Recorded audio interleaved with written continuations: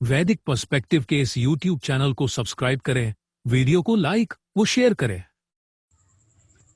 ओम उदूते सूनुवः गिरः काष्ठा अजमेषु अतनत वास्रा अभिज्ञु यातवे। उत्कृष्ट रूपेण ही फैलाया परोक्षतः पुत्रों ने पर्वतों दिशाओं को। मार्गों में शब्द करने वालियां सामने जंघाएं वाली हैं गमन हेतु। यह मंत्र ऋग्वेद के प्रथम मंडल के 37वें सूक्त का 10वां मंत्र है। इस भाष्य के अंतर्गत हमने इसका सरलीकरण किया कि प्रकृष्ट रूपेण ही फैलाया परोक्षतः पुत्रों ने पर्वतों दिशाओं को।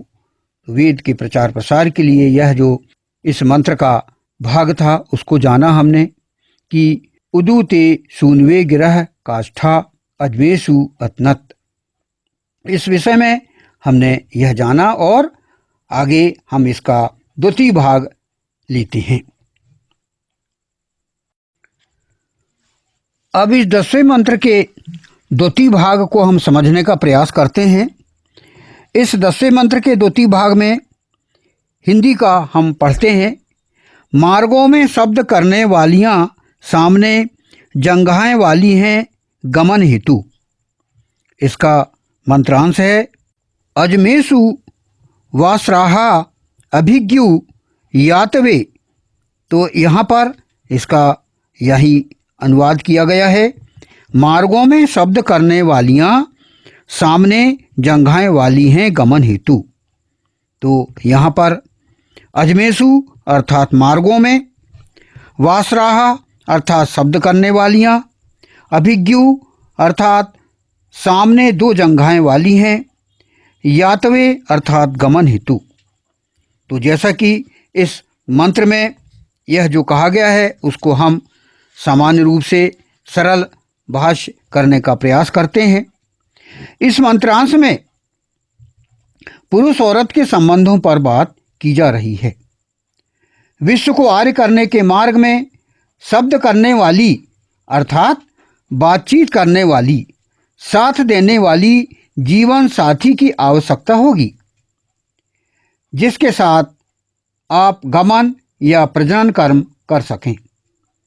पत्नी ही आपकी सही जीवन साथी हो सकती है जो जीवन लक्ष्य में आपको सही सहयोग कर सकती है।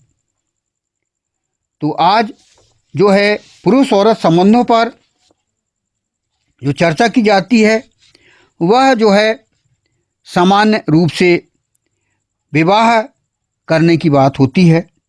और जैसे कि इस मंत्र में इसके पूर्व प्रथम भाग में कहा गया था कि उत्कृष्ट रूपेण ही फैलाया परोक्षतः पुत्रों ने पर्वतों दिशाओं को। उत उ अर्थात उत्कृष्ट रूपेण ही, अतनत अर्थात फैलाया, ते अर्थात परोक्षतः, सूनुवः अर्थात पुत्रों ने, गिरह अर्थात पर्वत और काष्ठाः अर्थात दिशाओं को। तो यहाँ पर जैसे कि हमने कहा कि जो व्यक्ति हैं चारों ओर वेद का प्रचार प्रसार करने के लिए जब वो निकलते हैं तो उनके साथ मार्गों में साथ देने के लिए सही साथी पत्नी ही होती है जो विश्व को आर्य करने में अधिक से अधिक वह आपका हर तरह से साथ देती है। तो यही ईश्वर ने ईशान परम परमात्मा का तात्पर्य है कि मैथुन कर्म प्रजनन कर्म के समय भी कोई वेद विरुद्ध बात करने की आवश्यकता नहीं है। वेद ना तो प्रजनन कर्म का विरोध करता ना कामानंद का विरोध करता। अतः किसी भी परिस्थिति में कोई ऐसे शब्दों का प्रयोग करने की आवश्यकता नहीं है जो मानव हित और जनहित के कार्य में बाधक हो, अपितु ऐसे ही शब्दों का प्रयोग किया जाए जो विश्व हितकारी हों। यहाँ पर जो बात की गई है कि पति पत्नी के साथ जो है आप विश्व को आर्य करने के लिए निकल पड़ें तो सच्ची साथी आपकी पत्नी ही होगी। और जिस प्रकार सृष्टि मैथुन कर्म के माध्यम से बनी है तो वह आदर्श पति पत्नी में ही देखा जाता है। मैथुन कर्म प्रजनन कर्म हेतु विभिन्न मुद्राओं आसनों का प्रयोग किया जा सकता है। यह संबंधित मैथुन योगरत युगल की शारीरिक व मानसिक स्थिति पर निर्भर है। वेद मंत्रों में इस हेतु संकेत किए गए हैं, किंतु विस्तार से इन विषयों में ऋषि मुनियों ने अनेकों ग्रंथों की रचना की है, जिनमें काम कलापों के विषय में विस्तृत जानकारियां प्रदान की गई हैं। तो जैसा कि हम जानते हैं कि ऋग्वेद में पवमान सोम मंडल एक पूरा पति पत्नी के पवित्र काम संबंधों पर आधारित है, और साथ ही साथ अथर्ववेद में 14वां कांड जो है वह विवाह कांड से ही पूरी तरह से संबंधित है। तो ईश्वर ने, ईशान परमात्मा ने सदा पति पत्नी के शारीरिक संबंध, प्रेम, संतान उत्पत्ति और दाम्पत्य सुख के बारे में मूल संस्कृत मंत्र में अवतरित किया है। जैसे ऋग्वेद में विवाह और दाम्पत्य, पति पत्नी का साथ, अथर्ववेद में पति पत्नी और गृहस्थ जीवन, संतान उत्पत्ति के संदर्भ में वैदिक दृष्टिकोण भी प्रस्तुत किया गया है। वेदों में संतान की कामना अनेकों स्थान पर आती है, तो उसे केवल जैविक प्रक्रिया नहीं मानना चाहिए, बल्कि स्वास्थ्य, योग और दीर्घायु संतान की कामना के साथ परिवार और समाज की निरंतरता का विचार जुड़ा हुआ है। वैदिक गृहस्थ का उद्देश्य केवल कामसुख नहीं था, बल्कि दाम्पत्य प्रेम, गृहस्थ सुख, संतान, परिवार और सामाजिक उत्तरदायित्व का समन्वय था। इस संबंध में जैसा कि अभी कहा गया कि ऋषि मुनियों ने अनेकों ग्रंथों की रचना की है, जिसमें विभिन्न कामकलाप और उनसे संबंधित जानकारियां की गई हैं।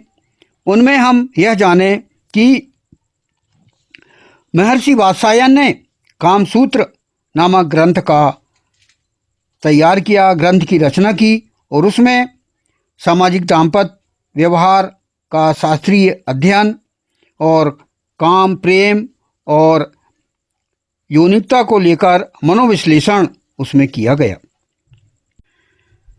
वेद जैसे कि पूरी तरह से एक पारिवारिक व्यवस्था को लिए हुए है, उसमें पूरी जीवन व्यवस्था है, और जीवन व्यवस्था में वेद में पति पत्नी के संबंधों के विषय में 3 प्रकार के सिद्धांत पाए जाते हैं। पहला है जात वेदसव सिद्धांत। इसका अर्थ यह है कि जो पति पत्नी जो बने हुए हैं वह वेद के लिए बने हैं, वेद के लिए उत्पन्न हुए हैं वे, और वेद के ज्ञान को प्राप्त करते हुए वे विश्व को आर्य करने के लिए, विश्व को आर्य करने के मार्ग में दोनों चलें और अपना जीवन भी सुखी बनाएं। तो जात वेदसव सिद्धांत यह प्रथम सिद्धांत है, जो कि वैदिक सिद्धांत है। साथ ही साथ मातृ सिद्धांत का भी उल्लेख किया गया है, जिसमें संतानों की उत्पत्ति के लिए माँ जो है वह संतान उत्पन्न करे और अपने उत्तराधिकारी तैयार करे। तीसरा सिद्धांत है भोग सिद्धांत, जो कि जात वेदसव सिद्धांत और मातृ सिद्धांत के अंतर्गत व्यक्ति को बोनस के रूप में मिलता है, जो कि शारीरिक आनंद की अनुभूति व्यक्ति उसमें ले सकता है। तो सभी का स्थान है वेद में, लेकिन आज के पाश्चात्य सभ्यता में हमें इस तीसरा जो है भोग सिद्धांत, उसका ज़्यादा अधिकता पाई जाती है, जो कि यदि पवित्र प्रेम के आधार पर, पवित्र काम के अंदर यदि उसको किया जाए तो वह उचित है। महर्षि वात्स्यायन ने जो कामसूत्र का निर्माण किया वह एक व्यवहारिक और पारिवारिक व्यवस्था को लिया हुआ जो है वह ग्रंथ है। वैदिक दृष्टि से पति पत्नी के लिए वैदिक संदेश उसमें शामिल है, और उन सभी वेद और शास्त्रों को मिलाकर जो सुंदर क्रम बनता है उसमें पहले आकर्षण, फिर प्रेम,